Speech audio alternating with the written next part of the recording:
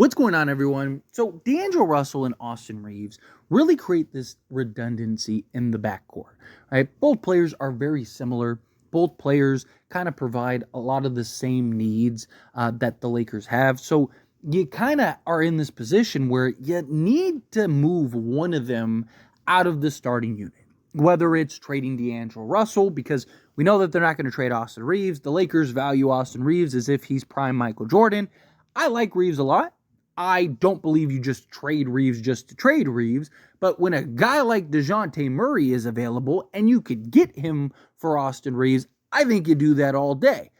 I'm not a GM. I'm not the Lakers. I'm just the guy that makes YouTube videos. But I just think DeJounte Murray is the better player. And when you look at trades in the history of trades and you look at kind of what the Lakers needed, and it was like, well, DeJounte Murray fits exactly what the Lakers need, and he's the better of the two players, and the team that usually wins the trade is the team that gets the best player. I just saw that as a win-win for the Lakers. But again, they're not going to trade Austin Reaves. They think he's the second coming of Michael Jordan. So D'Angelo Russell, you got to trade him. If you can't trade D'Lo, right, at least momentarily, we'll see what happens, as this offseason progresses and once you get to the trade deadline. I just think you need to bench one of them.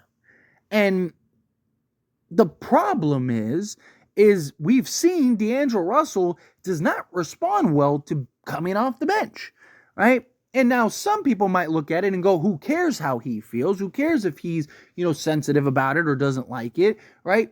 But you want each guy to be the best version of themselves, right? And the best version of Austin Reaves is actually the version in which Austin Reaves comes off the bench. He gives you the same production, only on better efficiency. So, again, there's this genuine argument to bring Reaves off the bench. Now, ideally, you'll want to unload D'Angelo Russell, but we'll see how that goes. We'll see. Time will tell. But if you are unable, at least momentarily, to unload D'Angelo Russell, I really think you need to get some youth and athleticism, particularly some defense, out on the perimeter alongside Austin Reaves or D'Angelo Russell. I personally would keep D'Lo in the starting unit. I just think his shooting and high volume of shooting on the excellent percentage in which he has, I think is just better than what Reaves provides. I also think D'Angelo Russell and his playmaking abilities, I think, is very important. His ability to continue to make plays, particularly in that half-court setting, right? I just like that. And he's been better defensively than Austin Reaves. So I just think if you had to choose between D'Lo and Reaves, I think you pick D'Lo. I think D'Lo is the better player. I think you can argue how much better and whatnot. I just think D'Lo does the things that the Lakers need better, right? Now, some people might think Reaves is better. I just personally think D'Lo is better. Again, I don't think it's this huge margin. I do think Austin Reaves is better in certain areas than D'Lo, but I do think that there is this redundancy. And I think that there is a real argument, and I wouldn't even be shocked if it happens at some point, where Max Christie ends up moving into the starting unit. Now, right off the bat, the biggest concern with Max Christie is we just don't have a big enough sample size on how good can Max Christie be, and you really want to be heavily reliant on a third-year player who hasn't really gotten the experience, right? We were very reliant on Austin Reaves, but he got the opportunity and he proved it, right? So Max Christie would be one of those things where it's like, TBD, right? To be determined on how good can he be right out the gate, and in particular in the starting unit. Now, Max Christie has gotten opportunities to start and has been very good in some of those starting minutes, but again, you're talking very few games and very few sample sizes to go off of, right? What does he look like in a bigger, more expanded role? But on the surface, he is a perfect two to slot alongside a LeBron James, Anthony Davis, D'Angelo Russell.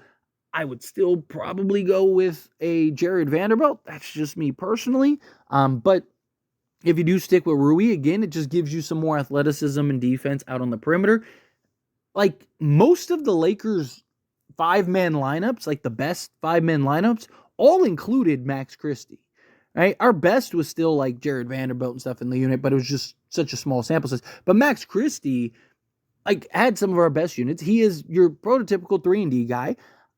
He was excellent in some of those defensive matchups, right? Him, clamping up Devin Booker. The Milwaukee Bucks game where he was on Dame.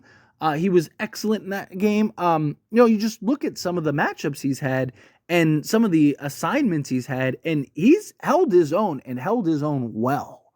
And so if he can continue to improve and take strides on that, now again, he's not a perfect defender, still gambles at times, he still needs some better discipline, but if you take Jared Vanderbilt off this team, Max Christie might be our best on-ball defender, right? So I like the idea of Max Christie in the starting unit. He's also a 40% catch-and-shoot three-point shooter. Now, he's not 40% overall as far as shooting threes go, but can he, again, continue to make strides? Can he continue to grow in that regard? And then on top of that, can he maintain that 40% catch and shoot threes? If he can, then I think that the Lakers have an even bigger argument, because I mean, if you can get a guy that's 40% from three or 40+% from three, plus his ability to defend at the level in which he can defend, I just think that that's very important. But if we're going off of what his true three-point percentage is, if you look at year one, he was actually 42% from three. If you look at last year, he was 36% from three. But again, it's a very small sample size. Year one was 1.5 attempts. Year two was 1.8 attempts.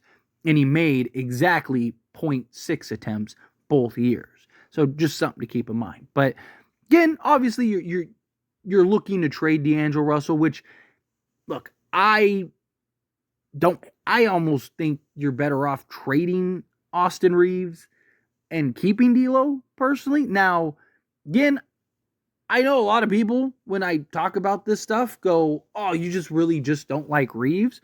And that's just couldn't be farther from the truth. I mean, go look at some of the videos that I made last offseason. I mean, I talked about Austin Reaves like he was the second coming of Michael Jordan, right? But again, you look at this team, you look at the needs, you look at just the data and the eye test and everything else, right? Like, again, Austin Reaves isn't unmovable. He's an excellent player. I like Austin Reaves a ton. If you can turn D'Lo into something that is just a better fit or need, then fine, do it. But Austin Reaves has the better trade value, and as far as like what teams are looking for and want, if you can get a significant piece that, even if it's not necessarily better, but just a better fit, right? Because again, basketball isn't always in a nutshell. If it was just you throw the 5 best guys out there, then, Phoenix probably would have won last year. Right? I mean, as Laker fans, we've seen some just insanely stacked teams. I mean, look at what was it, 2021 season or 22 season, whatever. The one where we first got Westbrook, and then, you had like Carmelo Anthony and, Trevor Reeves and all that stuff. Like, talent-wise, like if you just look at the names on paper, that was the greatest team ever assembled. But reality was they were trash. I mean, I'm old enough to remember Steve Nash, Kobe Bryant, Metta World Peace, Pau Gasol, and Dwight Howard. And that was a disaster, right? So it's not just so much of, you need to have these guys in a nutshell. But if you can basically turn Rui and Reaves into, a Jeremy Grant and a Cam Johnson, I just think that that's much better for the Lakers. I think the Lakers are bigger, better, more versatile team, right? Like something like that. And then you still have D'Lo for his shooting and playmaking, and then people always bring up like the ailments in the playoffs. But a couple things with that. One, if D'Lo's not your third guy, then the bad isn't as bad. The other thing is, too, I mean, if you look at the 2 years so far he's been with the Lakers, year one, he was rough in the playoffs, particularly the Denver series. He was unplayably bad in the Denver series. But people also forget that Grizzlies series and that Warriors series, which D'Lo was huge in both of those for us. Just not game in and game out. But you look at this past season, and obviously we didn't go on a deep playoff run, so we only have the Denver series to go off of, but he was much improved. He wasn't great game in and game out again, but he was very good in like 2 of those games, like very good, and then, was good in overall in half of those games. Austin Reaves didn't really show up till game 4, and at that point it was too late, right? So again, like, is this growth and potential from D'Angelo Russell? Is this D'Angelo Russell moving in the right direction, right? Experience can go a long way, right? D'Lo wasn't a guy that year in and year out was in the playoffs, right? So to go from, limited playoff experience to now he's getting an abundance of playoff experience and perennially, like, guys get more comfortable in those situations, right? So maybe D'Lo gets more comfortable. And if you could, my point is like, if you could get better upgrades by trading Reaves, then I think you do it. But they're not going to trade Reaves. And because they're not going to trade Reaves, I think you need to either A, trade D'Lo, as I mentioned, or B, I think you need to bring in some athleticism and perimeter defense. The Lakers' biggest problem last season, a lot of people, talk about, center, we need another center alongside Anthony Davis, right? And even the rebounding disparity, right? Well, the rebounding disparity, if you go back and watch the tape, watch the games. I mean, you can look at the data. It was all long ball rebounds because we were terrible defending the perimeter. We were like 29th in the league. So teams were just jacking up threes, which lead to long rebounds, and opposing teams, they just have to outrun Austin Reaves, D'Angelo Russell, and Rui Hachimura. I could probably outrun those guys, right? So, maybe not now, but, in my heyday, right? So it's like, obviously, there's going to be a rebounding disparity because other teams just have the athleticism and youth out on the perimeter to go track down those rebounds. And then also, every team shot historically great against us because we couldn't defend. And I don't think that really changes. Now, obviously, adding Jared Vanderbilt into the starting unit would help in that regard a lot. But even then, I think you need more defense than just Jared Vanderbilt. And I think Max Christie can solve a lot of that for the Lakers and really kind of play that specific role and fill that need that the Lakers would have, particularly in that starting unit. Again, if I'm being honest, I don't think that the Lakers are going to do it. I think that they'll stick with Austin Reaves and they'll stick with D'Lo unless, they're able to trade D'Lo. I think the only way D'Lo's not in the starting lineup, same thing with Austin Reaves, is if they end up trading those guys. But I don't think that they're going to trade Austin Reaves, and I don't think that and I think if they do trade D'Lo, then they'll probably just move Reaves to the point, which I don't really necessarily like that idea either, but we'll see. Time will tell. But I like the idea of Max Christie kind of being thrusted into that starting unit and providing that point of attack defense. I just really like the idea of D'Lo, Christie, Vando, LeBron, and AD. I think you have your 40% catch and shoot shooter from 3 and Max Christie. I think you have, your 40+% 3-point shooter in D'Angelo Russell. LeBron James, if he can maintain 40% again, boom, you got your 40% 3-point shooters. I think you're going to be fine offensively. And now you're much better defensively. And I think that would go a long way. And you can always tweak stuff, right? Just because you start a guy doesn't mean he has to play the first 10 minutes, right? So, if Vando is a liability early on the offensive side and things, that's just he's not impacting the game enough defensively right now. Take him out. Put Rui in, right?